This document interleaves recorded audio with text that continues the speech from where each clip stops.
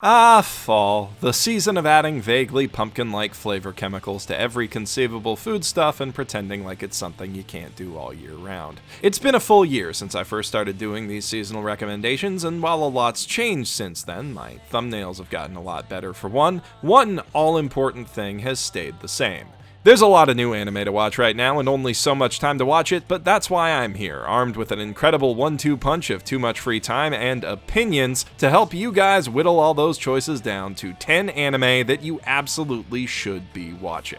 Well, actually, I'm making this one 11. Technically. I don't put short anime on these lists as a rule, but as a bonus recommendation, if you've got a spare 10 minutes a week, you need to be watching Skullfaced Bookseller, Honda-san. It's about a skeleton who works at a bookstore giving totally professional responses to awkward questions from foreigners about hentai and BL manga and other stuff like that. It is legitimately the most charming thing I have seen in ages, and I guarantee it will put a very weird, inexplicable smile on your face. By the way, this video is brought to you by HIDIVE, a new anime streaming service that I absolutely adore. HIDIVE has some really great exclusive simulcasts every season, like Review Starlight, the second best show of the summer, and this season is no exception, but I'll get to that. The real draw of the service for me is their huge and growing library of exclusive classics, like The Big O, Aura Battler Dunbine, Den-O Coil, and Legend of the Galactic Heroes. They've also got exclusive OVAs and movies from many of your favorite series like Chunibyo, K-On!, Danmachi, and No Game No Life.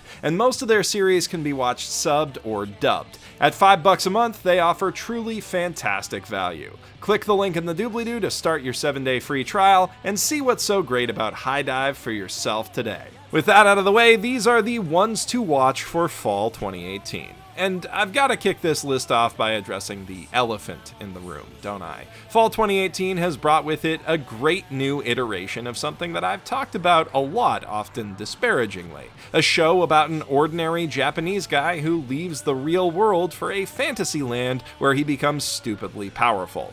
Yes, that time I was reincarnated as a slime is yet another isekai anime. But it's not just another isekai anime. It sets itself apart from the pack by being really goofy, fun, and laid back. The series stars a 40-year-old virgin who gets killed by a mugger while hanging out with his work friends and is subsequently reincarnated in another world, as a slime.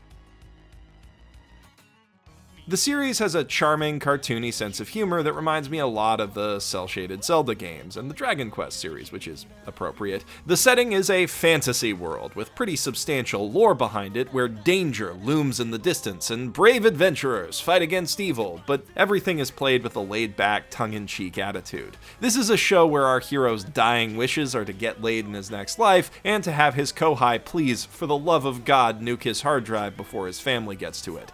That time I reincarnated as a slime marches to the beat of its own drum, and that's what makes it so fun. I'm sure our hero will have his harem and power fantasy in good time, but instead of immediately ticking boxes on the things that sell light novels checklist, the first 2 episodes mostly just focus on our unlikely hero as he hops around in a cave, figuring out his new body and making friends with a tsundere dragon. It's nice, cute, and genuinely feels different from your usual isekai or fantasy light fare. And who could forget that one show about a young man who gets sucked into a video game world and is forced to fight for his life and the life of those around him. With SSSS.Gridman, Studio Trigger offers its own unique take on the classic Ultraman tokusatsu formula of giant superheroes fighting kaiju. SSSS.Gridman is based on Gridman the Hyper Agent, a short-lived tokusatsu series from the 90s dubbed as Superhuman Samurai Cyber Squad in the West, which is I think what the 4 S's in the anime title actually stand for, and that's kinda neat.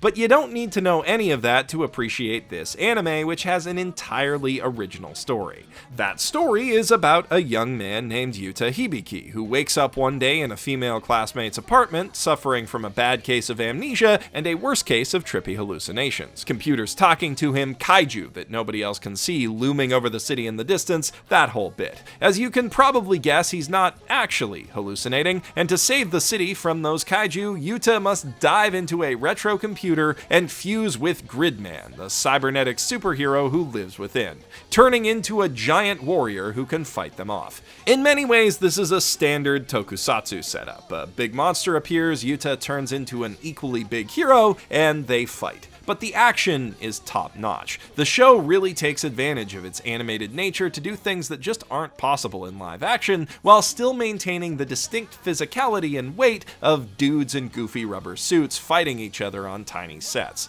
As you'd expect from Trigger, S.Gridman sets itself apart with a big, quirky cast of characters, a surreal tone, and an intriguing underlying sense of mystery. And as you might also expect from Trigger, there is a distinctive possibility that this will go totally off the rails before it ends. But off the rails is where director Akira Amamiya, who also helmed Ninja Slayer and Inferno Cop, lives. So even if it does, I have high hopes that it will at least stay entertaining. Now, of course, I couldn't get through this list without addressing a certain great show that features a passionate romance between a handsome guy dressed all in black and a cute girl dressed all in white. And swords, lots of swords, a show that highlights the art of swordplay, the sword art, if you will. Boarding School Juliet takes the classic Shakespearean tragedy that we all read in middle school lit class and translates it to, well, a posh boarding school attended by students from two feuding nations, who organize themselves into gangs known as the Black Dogs and the White Cats.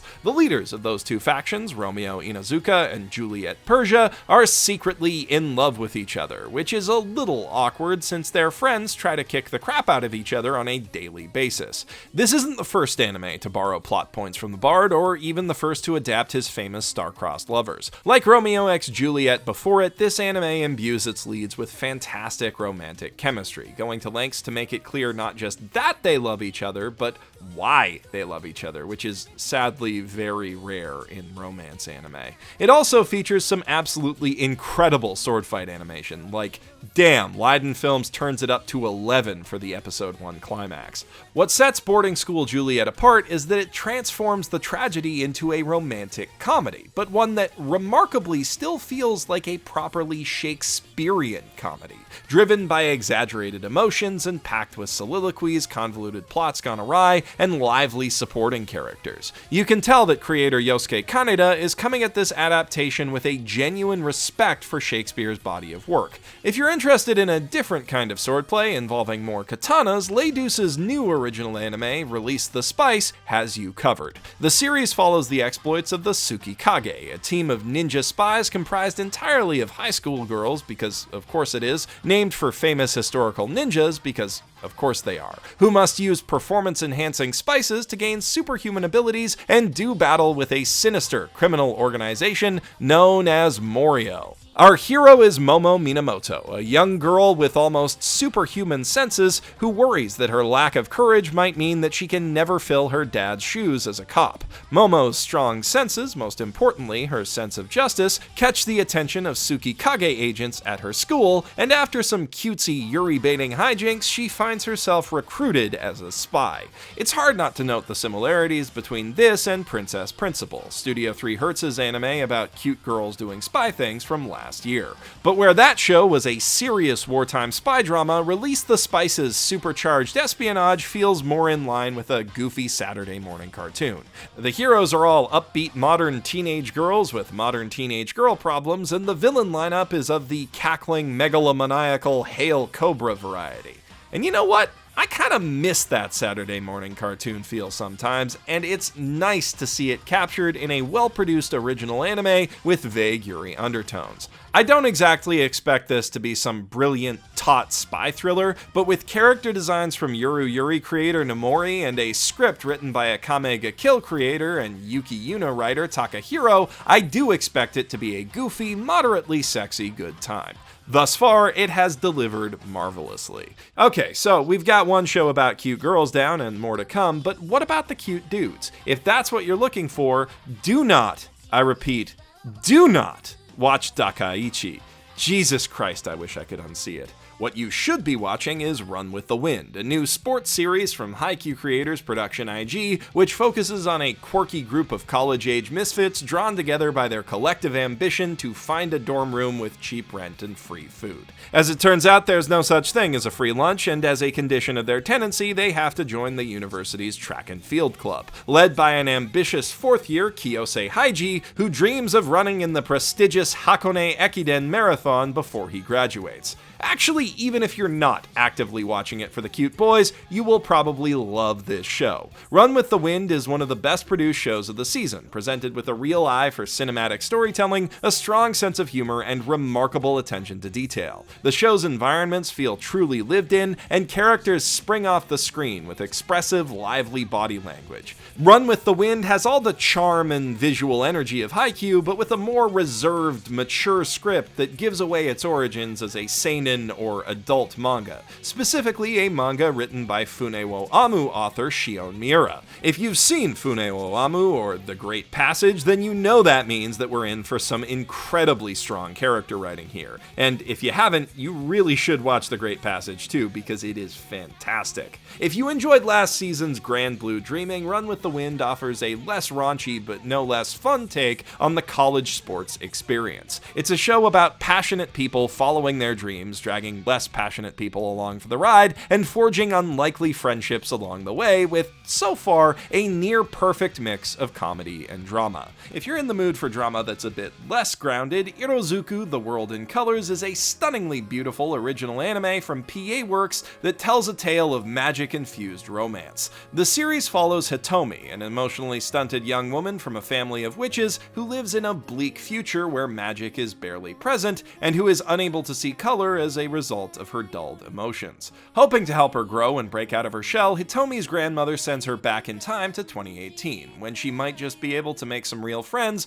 and maybe even find true love. Hopefully without Marty McFlying herself out of existence or something tragic like that. The first episode has a pretty lighthearted tone, but given the premise and the fact that it's a PA Works original, I expect that it's going to hit some pretty tear-jerking high notes before it ends. With Nagi no Asakura director Toshiya Shinohara teaming up once again with composer Yoshiaki Dewa, it's no surprise that The World in Colors is an absolute treat for the senses. This is seriously a beautiful show in every respect of the word. And thanks to series composition from Tsukigakure writer Kakihara Yuko, its teenage dialogue feels very authentic. Now, PA Works does have a bit of a history with original shows that start off promising but turn out to be profound letdowns, not to name any names, but with the team they've assembled to work on this one, I'm very optimistic that it will keep up its quality to the end. And so far, it has been fantastic. If you like a good Doki Doki shoujo love story, or you appreciate contemporary fantasy, I think you're gonna have a really good time with this one.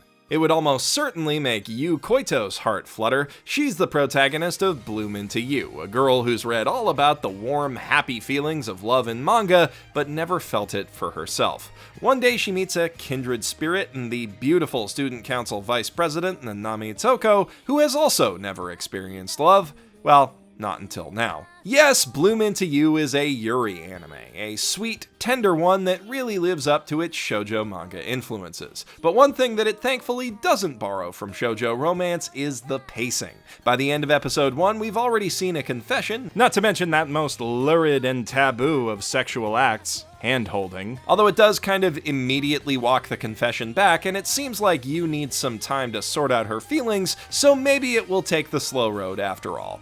But even if it does, I don't know if that's really a problem. While I have no doubt that the romance is going to be really strong once it gets going, what stands out to me about Bloom Into You right now is the maturity and thoughtfulness with which it handles its underlying themes. Growing into adulthood and figuring out your feelings and sexuality can be really confusing, especially when your experience doesn't line up with the expectations set by media. This show does a great job of capturing that turbulent mindset. It really dives into the isolation that Yu feels as a slow bloomer, never experiencing that spark when all of her friends are becoming increasingly obsessed with boys. The dilemma of having a good friend who's in love with her and not wanting to hurt his feelings while also not being able to return them. It's true to the ambiguity of adolescence in a way that most romance anime just aren't, but it still manages to capture the fluffy, warm feelings that make the genre so appealing when it really needs to.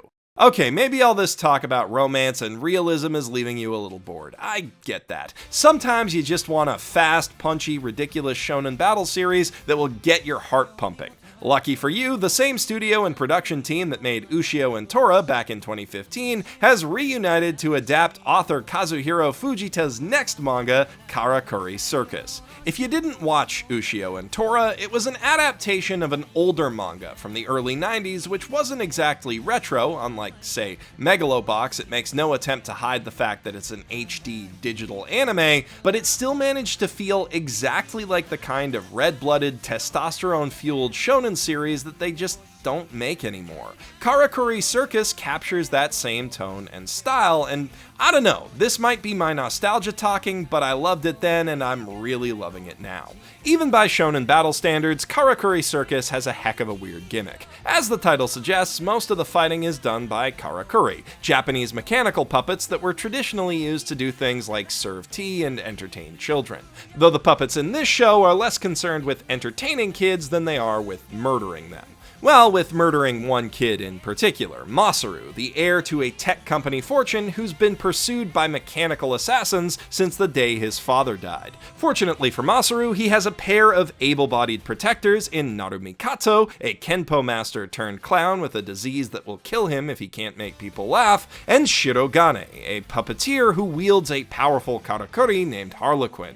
There's no getting around it. This is an odd concept, but it's also a really cool one with a lot of unique potential. We get fights where combatants don't have to conform to the restrictions of the human body, which lets them do some really cool and really creepy things in combat. And the story has an intriguing air of mystery to it that leaves me eager to see where it will go next. Although, as mysterious happenings go, I've gotta say that I'm a little bit more intrigued by Rascal Does Not Dream of Bunny Girl Senpai, which, I mean, with the title like that, do I even have to say that it's a light novel adaptation? More specifically, it's an adaptation of a novel by Pet Girl of Sakura-so writer Hajime Kamoshida. So right off the bat, you can probably guess that you're in for a well-written, unconventional romance with a quirky cast of characters. On that promise, this show delivers. The chemistry between its leads, the haughty Sakurajima Mai and the reserved, straight-talking, unusually confident Azusagawa Sakuta, is palpable from their very first moment together. But there's more at play here than just teenage hormones. See, Mai isn't your average schoolgirl. She's a former child actress with a torrid history and no real friends. Outside of school, she's also kind of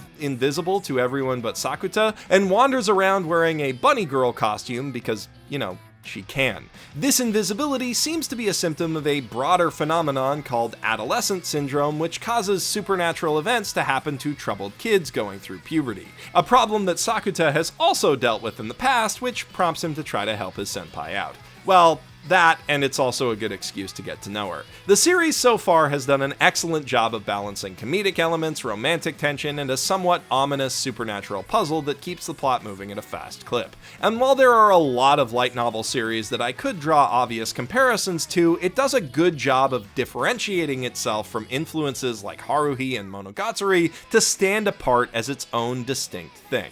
That said, if you like those shows in particular, you'll probably love this one. Last, but certainly not least, I've got my frontrunner for anime of the season, Zombieland Saga, an original anime from MAPPA about zombies and cute girls that actually part of the show's charm is how it hid what it's about right up until its release. If you're already interested in the series at all, I highly recommend going in cold, so I'm gonna throw up a spoiler warning. Skip to this timecode if you want to see it for yourself with fresh eyes. If you're still here, I assume you need a bit more prodding. So, unlike other shows about cute girls and zombies, in Zombieland Saga, the cute girls are the zombies. A group of undead young beauties who met tragic ends in various eras of Japanese history and were brought back to life for a singular, grand purpose: to become the idol mascots of Saga Japan and revive the small city's equally dead tourism industry.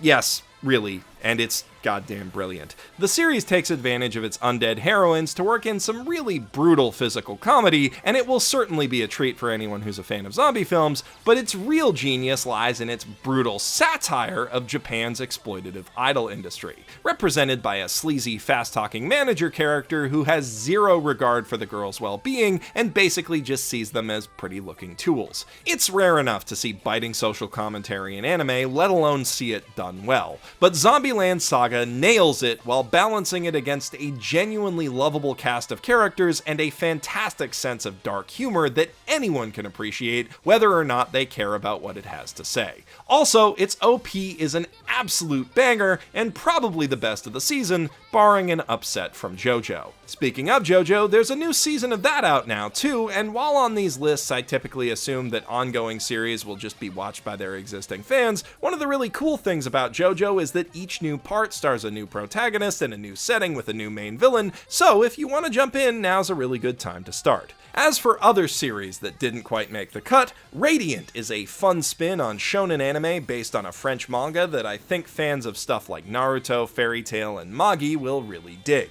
Double Decker, Doug and Kirill is a cool show about cops fighting superpowered baddies that serves as a spiritual successor of sorts to Tiger and Bunny. So if you like that show, you will probably dig the heck out of it. And though The Girl in Twilight has a bit of a rough first episode, it is based on a concept from Punchline and Zero Escape creator Kotaro Uchikoshi, so it could turn out to be absolutely amazing. It's one to keep an eye on for sure. How Miss Beelzebub Likes It is cute and inconsequential, but a solid feel-good anime if you're looking for that, and though it's not out yet, KyoAni's new archery anime, Tsurune, will probably be great because, you know, it's KyoAni. And lastly, there's a new Sword Art Online out, and while I wouldn't recommend the series based on quality, the conversations around it are always so interesting that it's probably worth keeping up with just for that anyway.